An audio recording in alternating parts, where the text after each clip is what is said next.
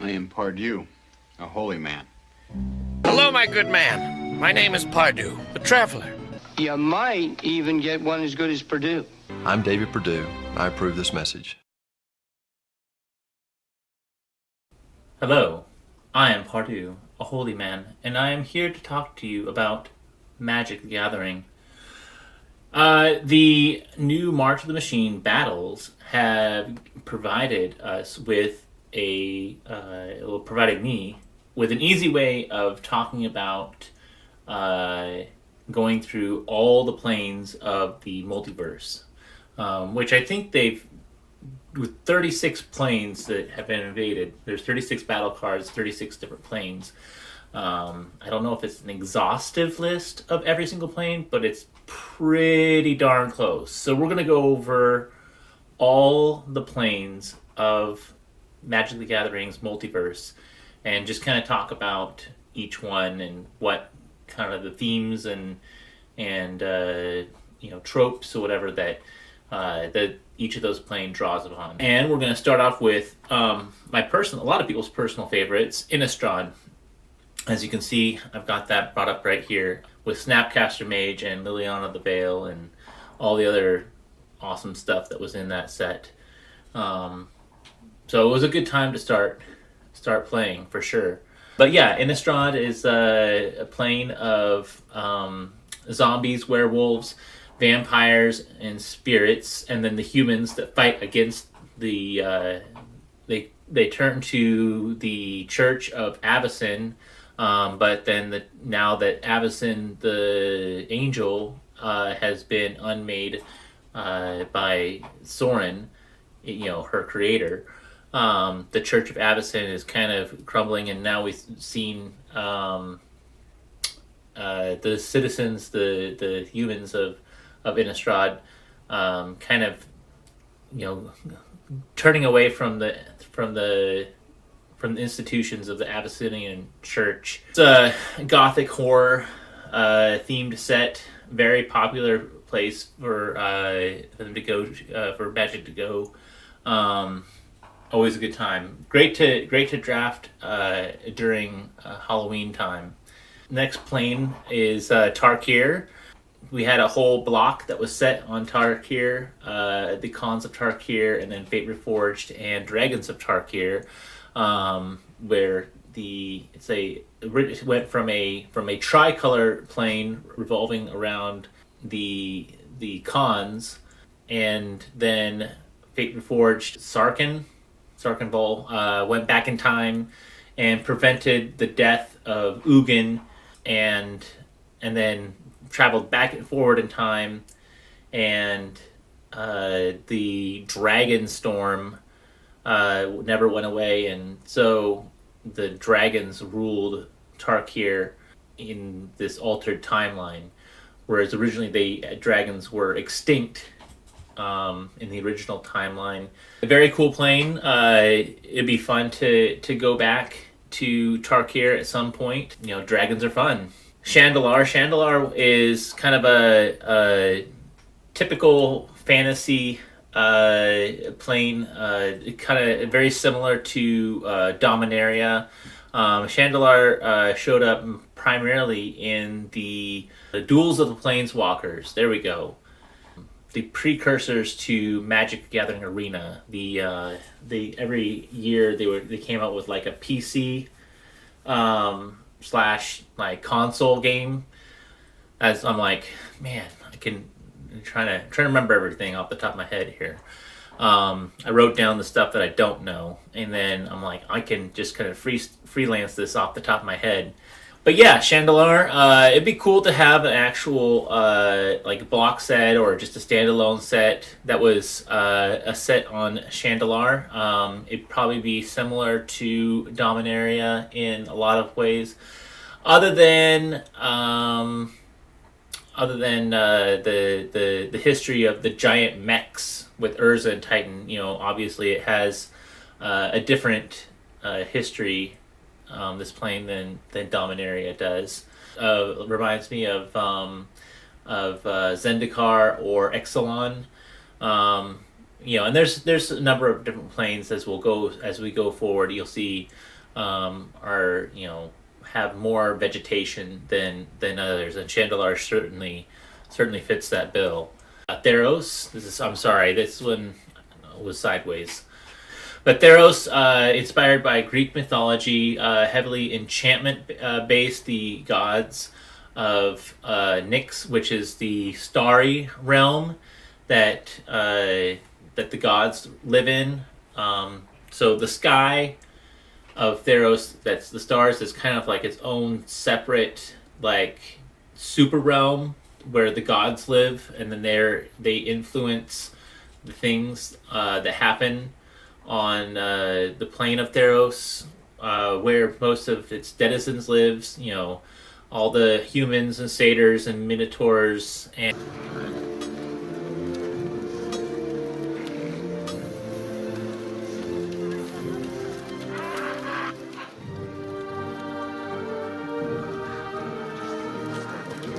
Why are they all staring at us? Maybe they think you look funny.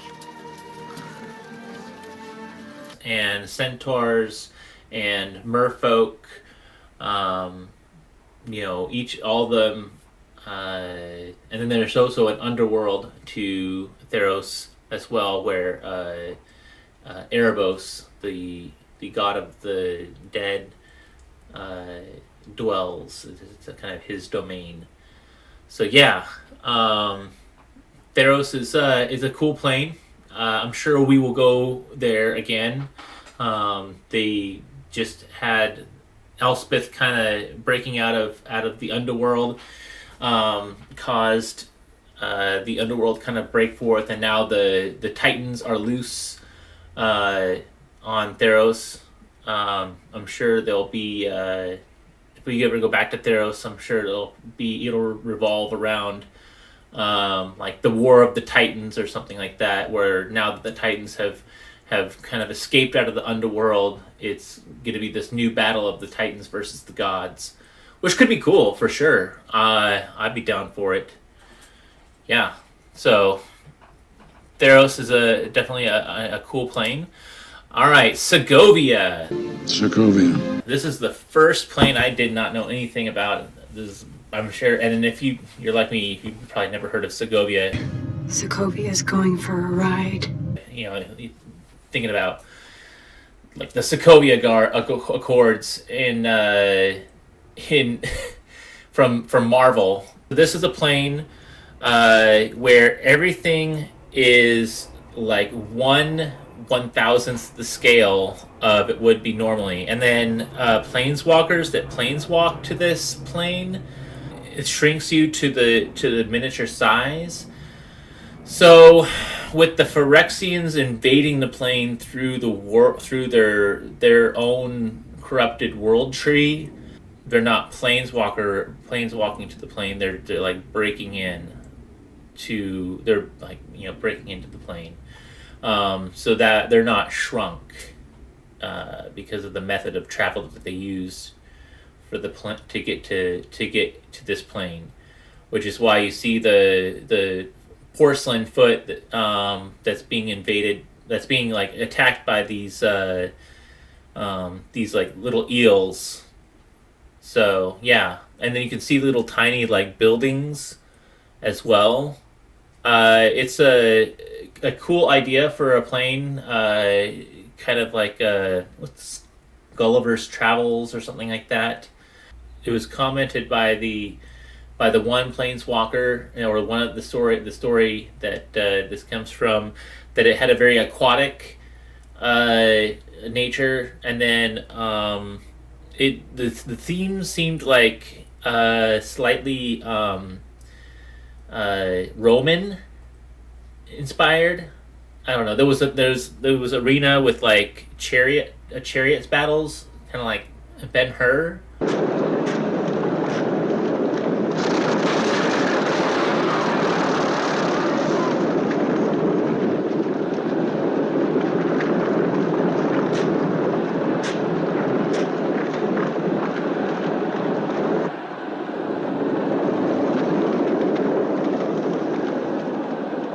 I guess. So it could be similar in feel to Theros, but kind of different because it wouldn't necessarily be gods, and it would be aquatic, and because the Romans pretty much stole their entire culture from the Greeks, sort of. I don't know. That's the historians say. That's what I hear, at least. The next one is Karsus. Karsus is inhabited by humans and Vashino and crystalline elementals. That's all about that is known about this plane that I could find. I didn't dig very hard. Let's be honest here. You can see the crystalline elemental, I guess, in the background. Kind of looks like a lightning. Oh no! This guy is shooting lightning out of his hand. I'm almost wondering if it's going to giving me like a Mad Max post-apocalyptic world, maybe. I don't know. I feel like I'm obsessed with the post-apocalyptic worlds, and there can be like slightly different versions of that. Next one we have is Ikoria. We just had the set there. That's where Luca is from, who just got Phyrexionized in the as part of this most recent storyline, until we see the aftermath, I guess. But yeah, Ikoria. Basically, like the Godzilla plane, where all the monsters are huge. That's kind of like the main feature of this plane, is like there's these just massive monstrosities of beasts, and the beasts almost have kind of a for those who play StarCraft 2 or are familiar with StarCraft, the Zerg have kind of a Zergish quality to them. It seems like, where they eat each other and adapt and build. They had the mutate mechanic, and so yeah, things are always like mutating and adapting to the environment and the things that are going on. And then there's these little outposts of humans that are, basically trying to survive. They've, learned how to kind of survive in these little pockets amongst these enormous beasts. Okay, this is another one. I had no idea what this was. Actually, you can kind of, if you were in War of the Spark, you probably have an idea of where this is. This is Gobakon. Gobakon is a desert plane with twin suns. So a key feature of this plane also is that it has diamond storms. And so the people of the plane rely upon the Order of the Shield Mages, of which, you guessed it, Teo is one of them. They're like an order of monks. They basically train in this like special kind of like super powerful shield magic that protects people from the diamond storms. There's also sand devils, dwarves, minotaurs, and goblins, and jinns that are occupants of this plane. We will probably get a set placed on this, probably with Teo as a main character on this plane. Arcavios, this is the name of where Strixhaven is, and you can kind of see that they're in a library here.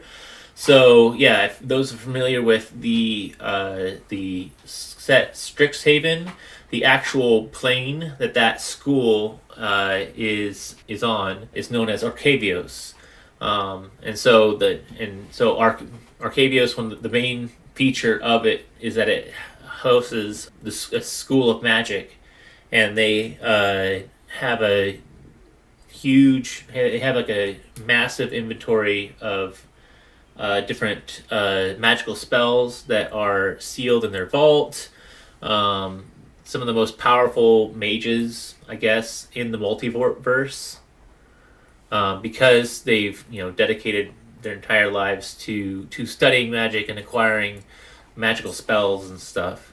So it's basically Well, there was a whole thing I heard about. There was like a rumor through the rumor mill. This set was supposed to have like a Universes Beyond with a crossover with Harry Potter, and apparently the rumor is that Wizards of the Coast backed out of the deal after J.K. Rowling made her homophobic comments. So, and then that's where they kind of like, I guess, had to make a pivot towards the Japanese mystical archives. Oh, the Japanese mystical archives are cool.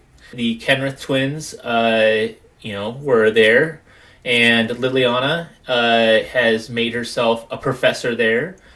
So, yeah. And then there's Casmina.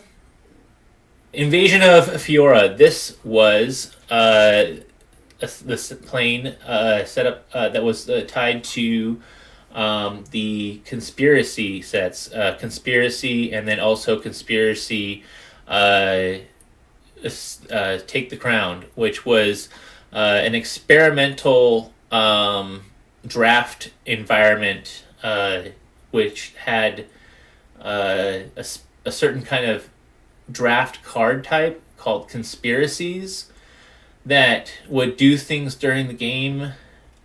Dak Faden is from this plane. For those of you who are familiar with that Planeswalker, this was also the premiere of Kaya. Also showed up on this plane first. We got the invasion of Kaldheim. This is kind of like Theros. It's the plane of the Vikings. It's taken directly from a Viking mythology, and which is pretty much the same thing that they did with the plane of Theros, and also one you are probably familiar with as well. We will get to that plane in a minute. It's in the future. But yes, Kaldheim has their versions of Loki and Thor and Heimdall and Odin and Freya and all the other Norse gods. There's runic magic, and there's dwarves, and there's elves, and also in the Magic storyline, Kaldheim is basically the key to the Phyrexian invasion, because of the unique structure of the plane itself. It's literally a cosmic tree that has a collection of 10 mini planes that are all kind of interconnected, and you can actually see the branches of the world tree in the sky of each of the 10 planes. And then sometimes those 10 planes are so close to each other, they'll open omen paths. And then there's also these giant cosmic beings, the world serpent, and the Seraph, the wolf, and the squirrel, and there's a hawk or eagle. Each of these like cosmic beings, cosmic animals, and then there's also the gods that kind of live in harmony with these cosmic beings, and are also the ones that are able to travel between the 10 planes. They're like mini planeswalkers for just the world of Kaldheim, and so that's kind of like what makes them gods. They're different than the gods of other planes, because they're more mortal. That is, you can kill them through conventional means of like chopping their head off or damaging them severely, like you would a human. Kaldheim was one of those planes that suffered from the current one story, that really doesn't fit so well. I know Kamigawa, people complained that there wasn't a second follow-up story, and especially like in the past when they had the 3-block model. I'm kind of getting off on a tangent here. Anyway, Kaldheim. We will go back to Called Hunt, I'm sure. It has played a pivotal role in the Phyrexians being able to invade the multiverse in the first place. Invasion of Ixalan. It is a plane set in like the Aztec or Incan times. It's kind of think Road to El Dorado. It's El Dorado. You know, the City of Gold.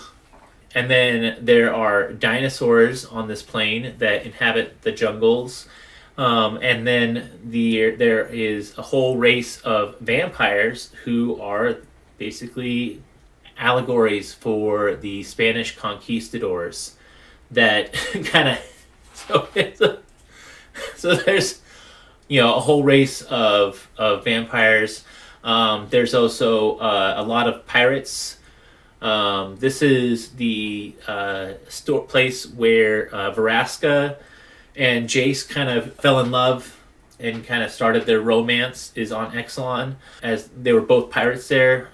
Because previously they were, you know, both saw each other on Ravnica, and we'll get to Ravnica, because they were enemies on Ravnica, and then Jace had his mind wiped, because that's part of what happens to Jace. Is he's every so often he's always getting amnesia for some reason. He and Veraska got fell in love, and now they're both Phyrexians together. That's great. Invasion of Belon. This I did not know. It's a plane that was introduced in Plane Chase, and that is about all we know about it. As you can see, there's Loxodon and Rhinos. Looks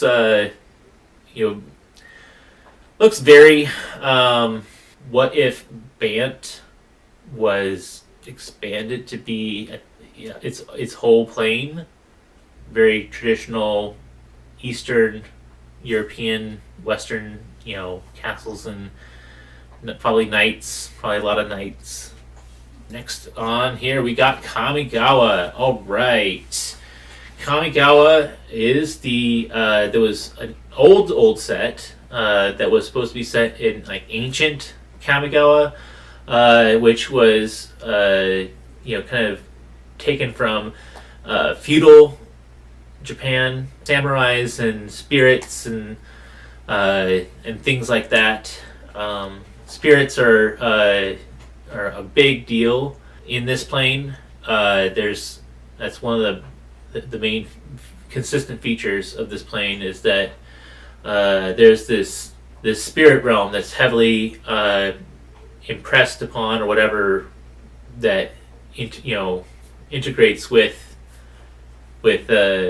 everything, and it used to be like shamans and samurais, and then it was ninjas, and then now in this most recent set, Kamigawa Neon Dynasty, it's now like a futuristic kind of version of that. So there's all the same type of like animal creature types. There's rats of the Okiba gangs, and then there's these moonfolk, and there are humans. There's spirits, lots of spirits. There's dogs. It's a very Japanese-focused looking plane, which is cool. I mean, it's probably... See, and this is another one, like I said. The completion of Tamio, if you break it up into a 2-block, that could have been saved for the second block, so there's this big whoa moment. That's kind of like...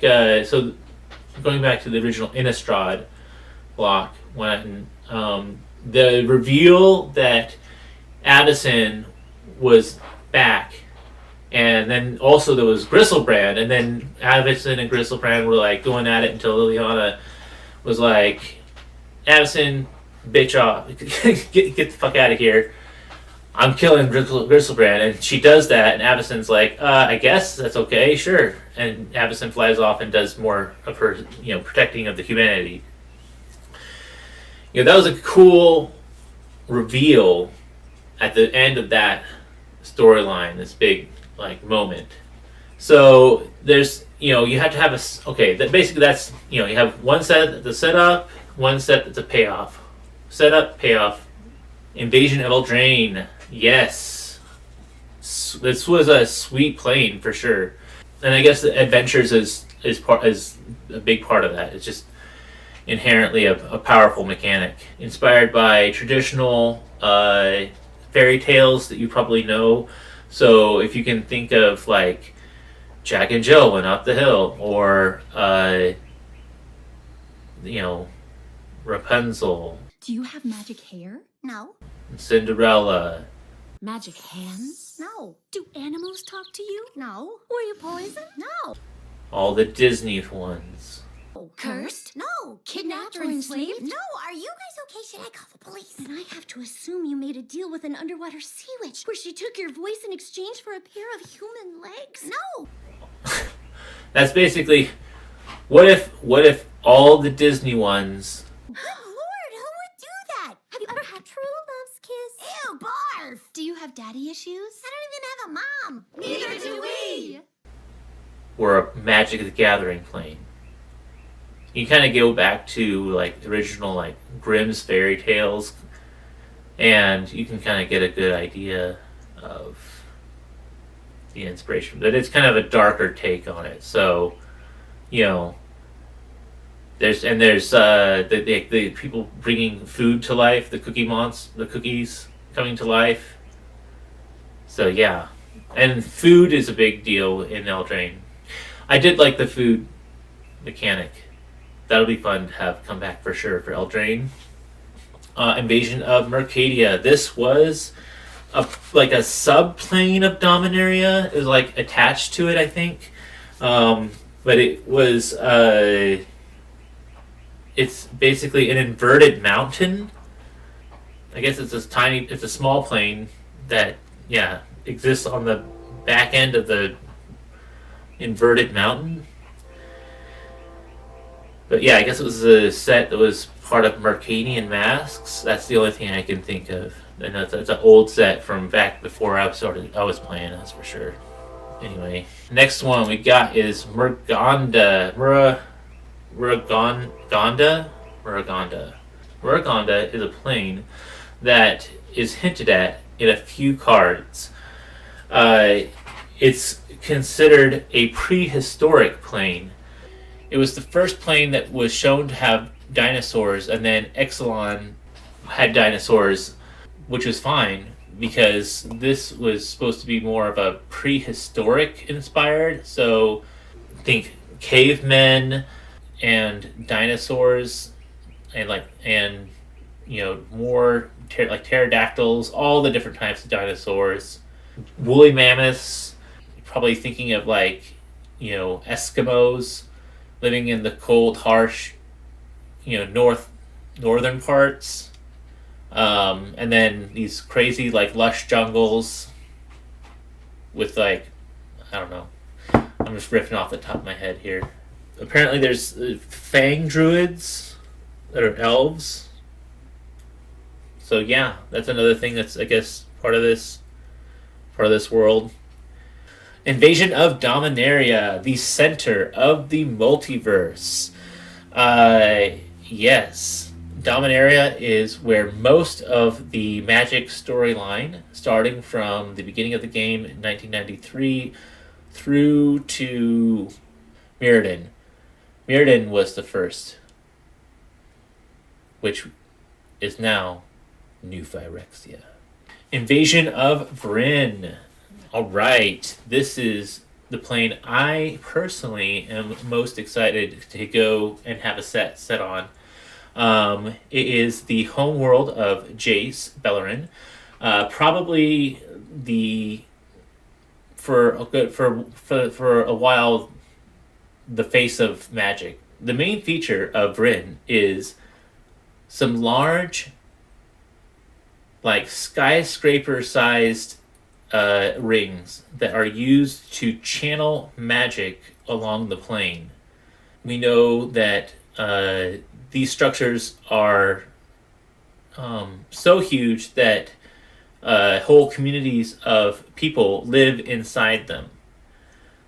These people are known as ringers. The central hub, one would suppose, I think, is the Al-Hamirit state. So the center of Vryn,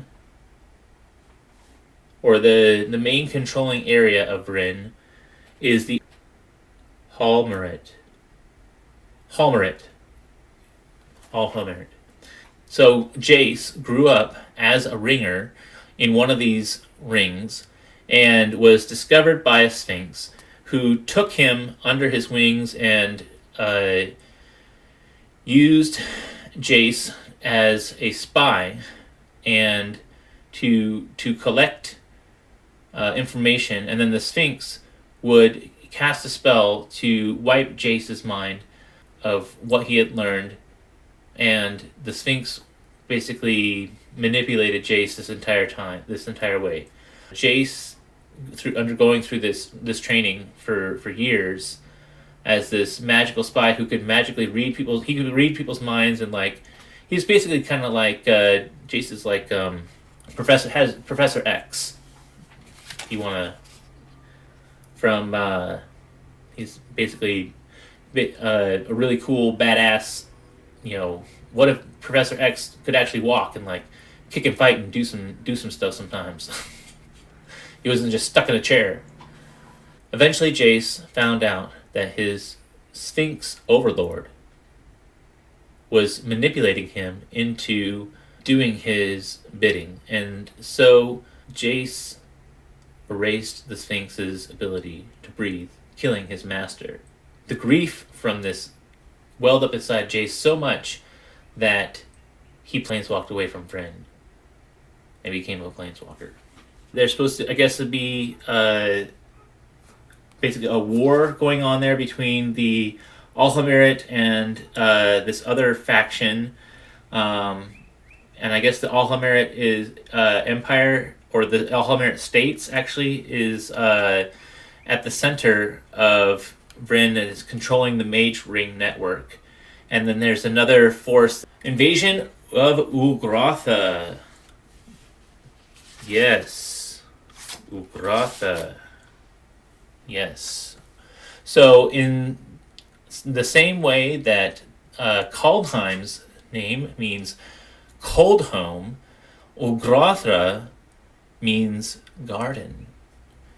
And it is the plane that was set on the Homelands set. If you are familiar, if you played during that set, that was set on the plane of Ugrotha. And it's basically the place where Baron Singer, who is a very famous legendary vampire from the beginning of the game, was abandoned in this plane, and he was, left to basically spread his vampirism to every person on Ugrotha. And so now it has been transformed into this, like, everything's a vampire now. So it's basically it's like this spoiled world where it was once this great garden, I guess, and now it's been taken over and plagued with vampires.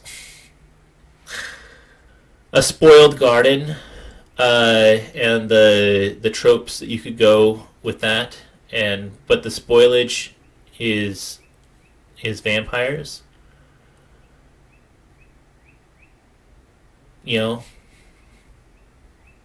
What is Baron Singer still there on this plane?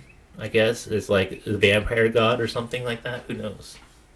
Regatha. I kind of knew about this one a little bit, but I still wanted to look it up to make sure. But yes, this is the homeworld of the Order of the Heliod. It is the place where Jaya Ballard and Shonda Nalaar stay in this in this temple, and there's these fire mages that's their temple, and they practice in the forms of, even though Chandra and Jaya Ballard, well, Jaya Ballard's dead now, sorry, are not native to Regatha. They have found a home here and training with these fire mages. There's this giant desert with the plateau, and there's this temple, and these people that are really, really good at fire magic.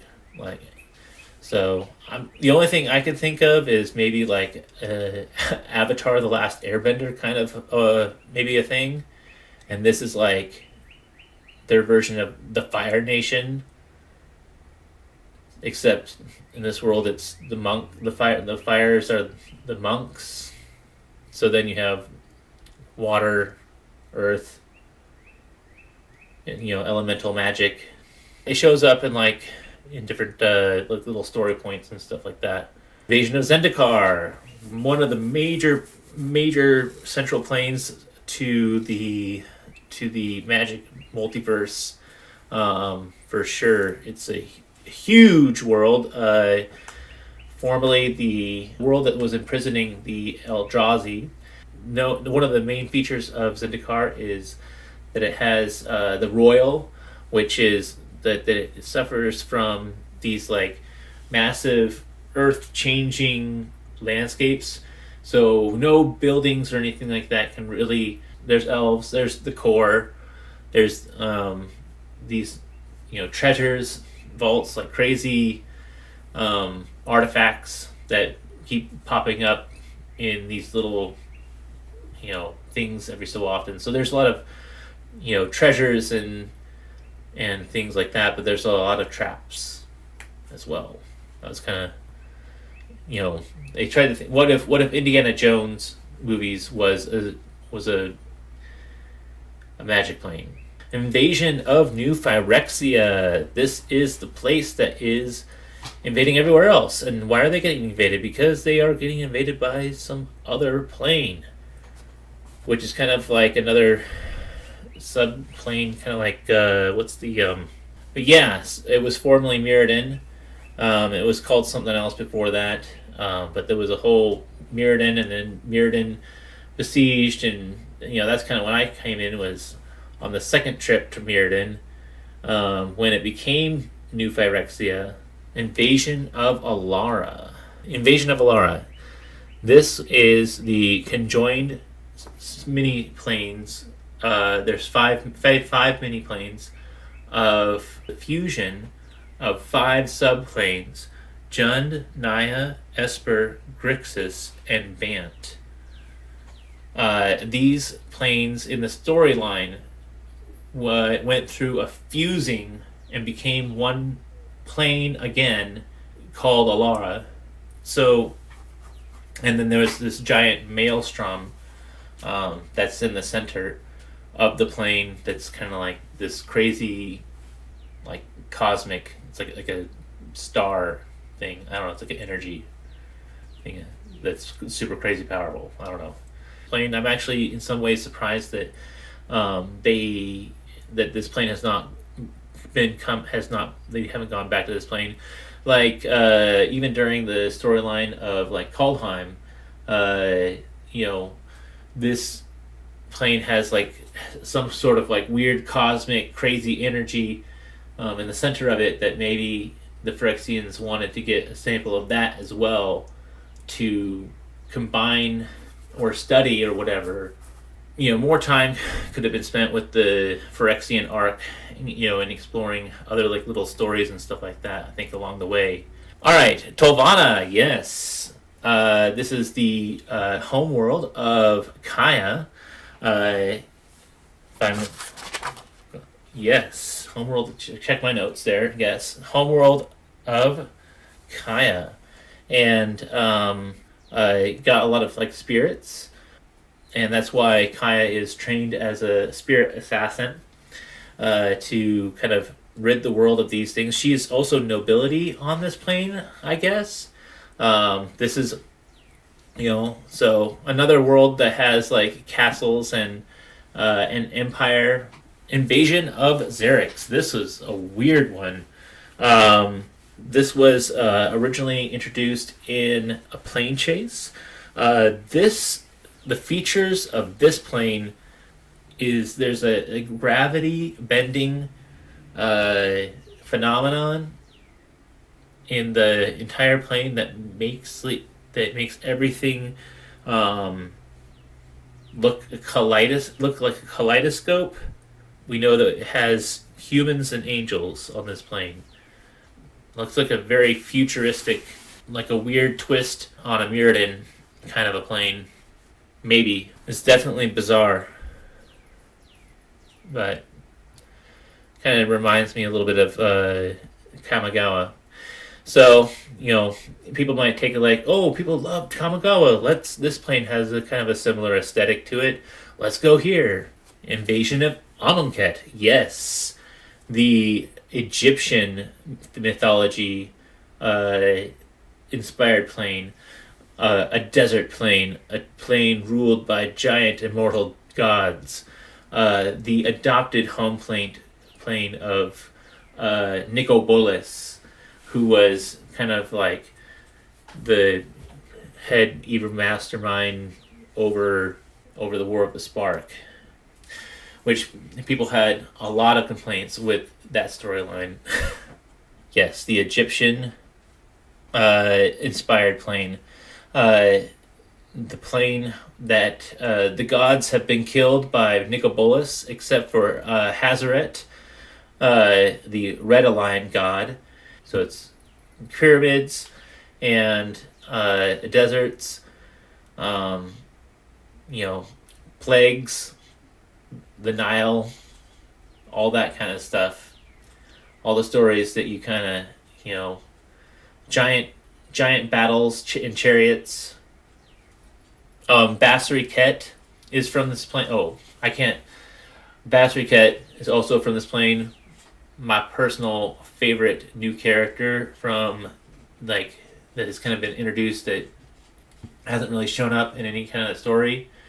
I'm excited to see where he shows up in the storyline.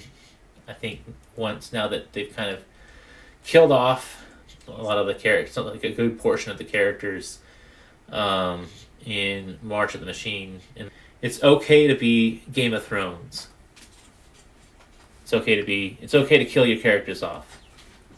Invasion of Asgol. Asgol, that is one did not know. It shows up as the original plane chase in 2012. It is characterized as a fiery world with a volcano where people are sacrificed to summon zombies. It's kind of a cool, I guess, start of a idea for a world. Maybe very, very Indiana Jones and the Temple of Doom. Maybe, I don't know. I'm reaching here. Invasion of Ergamon. The Invasion of Ergamon. Ergamon is another plane that was showcased in Plane Chase in 2012. The main feature of this was another plane kind of like with a lot of beasts, exotic fauna, and giant mountains. Another like very bestial plane. Moag.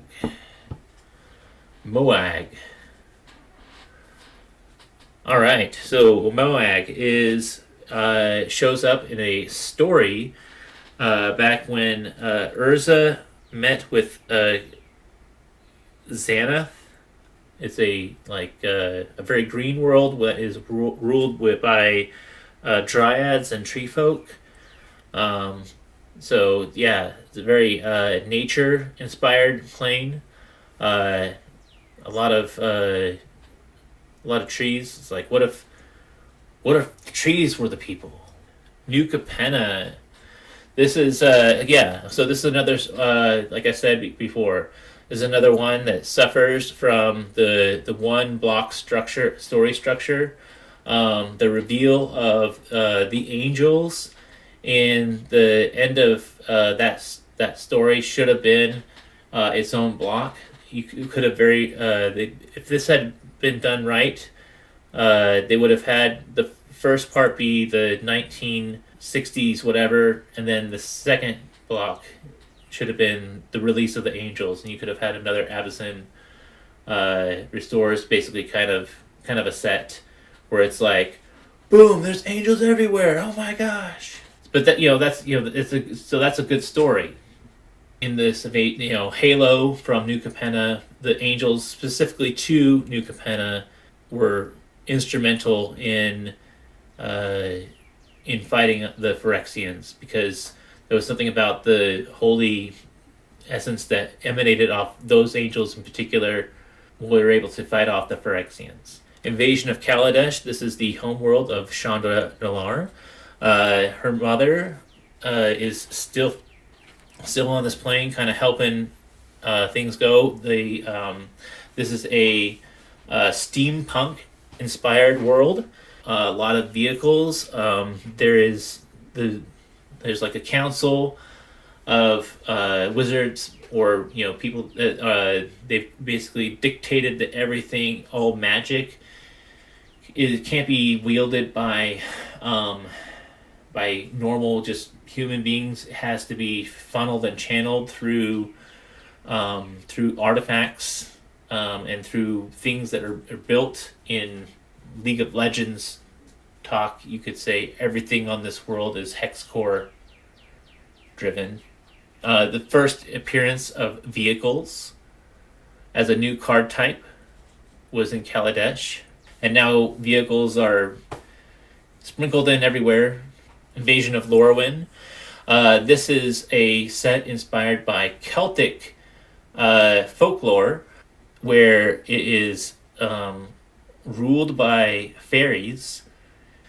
The Aurora, the Great Aurora, is something that does like a Jekyll and Hyde thing to the entire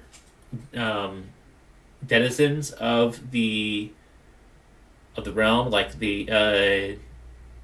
when the sun doesn't fall for a very, very long time, but then when the sun does fall, night for a very, very, very long time, the fairies stay the same, but everything else flips to something else, to like a darker nightmare version of themselves. One of the crazy things is the elves on this plane are cruel to all all non-elves. The elves are probably on this plane are some of the worst elves in the whole multiverse. The Lorwyn elves are particularly bad, and then they just flip into even worse versions of themselves that they are even during the day. There's no humans on this plane, which is interestingly enough. Instead, there are Kithkin, which are a cool creature type, which is another reason it'd be cool to go back to Lorwyn. The aesthetic of things flipping from day to night and night to day, I think, is something that would be cool to explore again with the day-night mechanic, now that they have that introduced with these new werewolves. It's kind of characterized by the different tribes that are there, the different races. So the goblins, the merfolk, the giants, the tree folk, the elves, the elementals, and then there's also changelings there, which are these weird gloopy things that float around, and then sometimes they turn into a copy of something, like another goblin or something like that. Goblins are going, hey, where did that extra goblin come from? And they're like, well, it's not a goblin, it's a changeling, blah! Invasion of Kylene. So Kylene is the plane that was tied to the Battle Bond product, kind of in the same way that Fiora was tied to the Conspiracy product. But yeah, it's basically an arena world That's about the main characteristic of it, is that this is giant arena, which makes sense for Battlebond because it was focused on two-headed giant battle. So, two people against two people. Invasion of Pyrula. If we want to collect the most energy physically possible, we'll have to build the largest, most ambitious structure in the universe, the Dyson Sphere, a megastructure that encompasses a whole star to capture its power output. Pyrula. This is another one. So, this is an interesting plane. It's another jungle world. It's another it's another plant, jungle, kind of world, kind of like Zendikar or Exelon. But this one, the plant life is larger, where the plant life is just cranked up to 1,000, and the people live under the network of roots, I guess, or under the underground, beneath the trees and the plants. Looks like there's bird people that are living on the branches. So maybe there's different layers to this world. That there's bird people that live in the trees, and then there's other types of people that live under the trees and in the different stratospheres of the fauna. Last but not least, we have Ravnica, the City of Guilds. One of the original planes that they went into originally was Ravnica, City of Guilds. When they were doing the different multiversal worlds and stuff like that, it's kind of branched out from Dominaria. One of the first places they did was Ravnica, City of Guilds, and it's a world that is an entire metropolis has overtaken the entire world, and the metropolis is ruled by 10 guilds that are bound in a magical contract or whatever to work together. And so it's been a major focus of a lot of the Magic storyline for quite a while. It's a place where Jace served as the Living Guild Pact for a while, until Nib Mizzet, the former head of the Nib Mizzet of the Izzet League. It was the place of the war of Spark took place in Ravnica, invaded from Amonkhet. The Egyptian plane invaded Ravnica. It was a big deal. That is the last one. Thank you for staying with me through all of this, and you're awesome.